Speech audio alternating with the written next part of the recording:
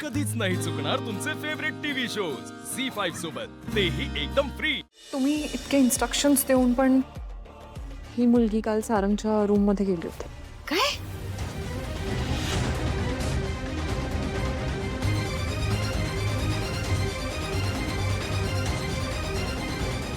हो, असं झालं? सारंगच्या खोलीत गेली होतीस? कशासाठी? किती वेळा तेच तेच सांगायचं का तुला? सारंगच्या खोलीत तर जायचंच नाही, त्याच्याशी बोलायचं नाही, त्याच्या आजूबाजूला सुद्धा अजिबात फिरकायचं नाही।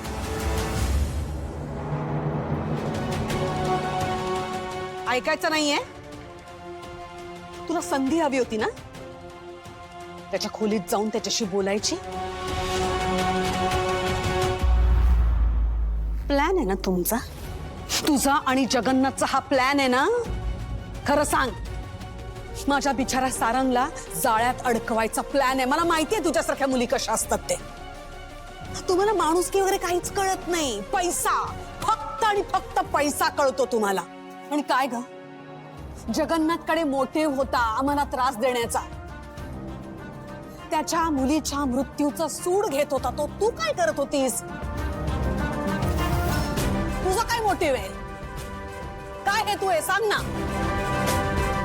जे काही असेल, तुझा प्लॅन मी यशस्वी होऊ देणार नाही, कळलं?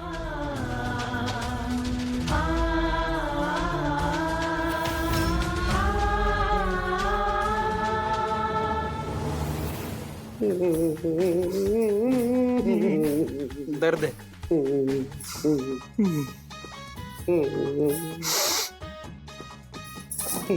4 वेळा मशीन मधून काढला पण हा डाग काही जात नाहीये। मला असं वाटतं हा शर्ट तर आता गेलाच जमा। वहिनी असं काय बोलू नका, चांगला होता तो। गेला म्हणजे गेलाच का आता? डॉक्टर शेवटचे प्रयत्न करून बघा ना, ते डॉक्टर बोलतात ना, दुआ नहीं दवा की जरूरत है ना? उलट हाँ, दवा नहीं दुआ की जरूरत है। एक मिनिट, ही सगळी नाटकं करून ना काहीच होणार नाही। मला असं वाटतं हा प्रॉब्लेम सॉल्व्ह होऊ शकतो। हे खरंच शक्य आहे? प्रयत्न केला तर काही शक्य आहे। मला असं वाटतं हा प्रॉब्लेम ती नक्कीच सॉल्व्ह करेल। ती ती ती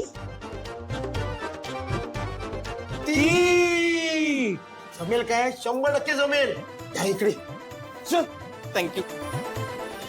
माझे माहेर पंढरी, माझे सासर पंढरी, माझे माहेर पंढरी, माझे सासर पंढरी, रखुमाई होनिया।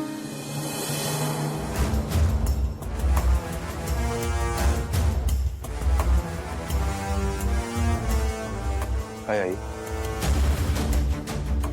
ती मुलगी इथे आली होती या खोलीत?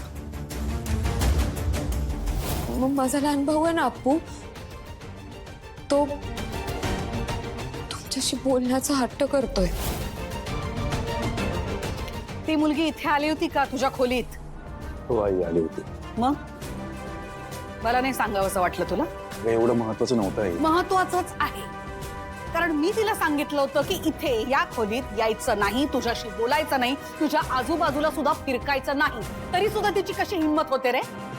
आई ती आली कारण त्याला एक कारण होतं। हा, कारण कारण काहीही असू दे, जेव्हा मी तिला 100 वेळा बजावते तुझ्याशी बोलायचं नाही, तेव्हा तिने बोलायचं नाही। बघ माझं ऐकून घे, तू आधी शांत हो।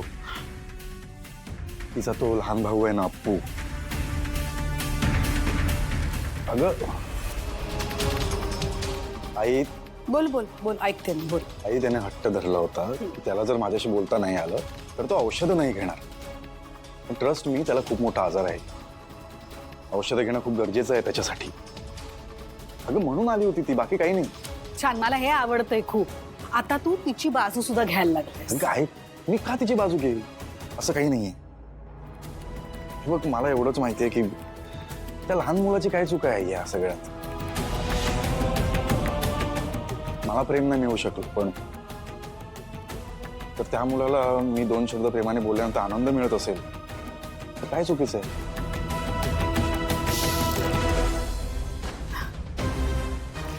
तुझा हात स्वभाव तुझा घात करतोय तुला कळत नाहीये का?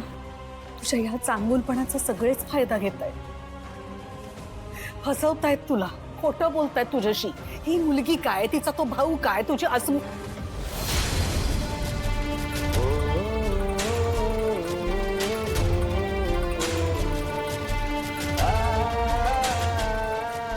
अस्मी खरी होती की खोटी.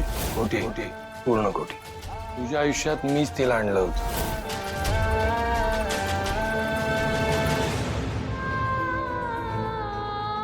प्लॅन आहे ना तुमचा, तुझा आणि जगन्नाथचा हा प्लॅन आहे ना. माझ्या बिचारा सारंगला जाळ्यात अडकवायचा प्लॅन आहे. मला माहितीये तुझ्यासारख्या मुली कशा असतात ते. मी काल जे काय केलं ते मुद्दाम नाही केलं. माझा नाईलाज होता आणि हे तुझ्यापासून लपलेलं नाही विठ्ठला.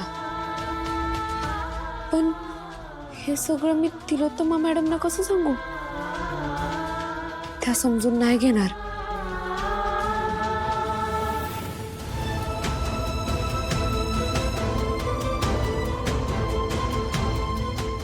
वहिनी सॉरी, मला माहिती आहे की तुझ्या प्रॉब्लेम्सची लिस्ट ऑलरेडी खूप मोठी आहे, पण आमचा ना त्याहूनही मोठा प्रॉब्लेम झालाय.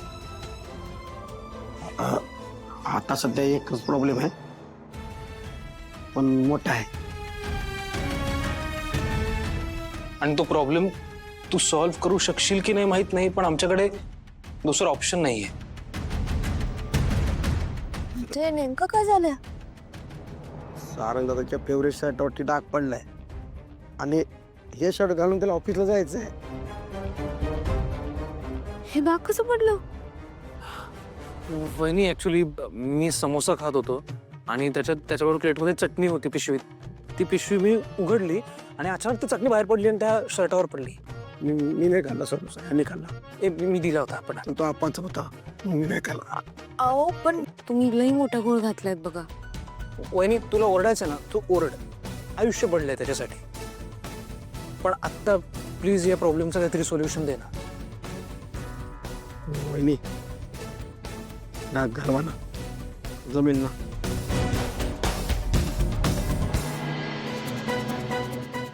प्रयत्न करूया. चला.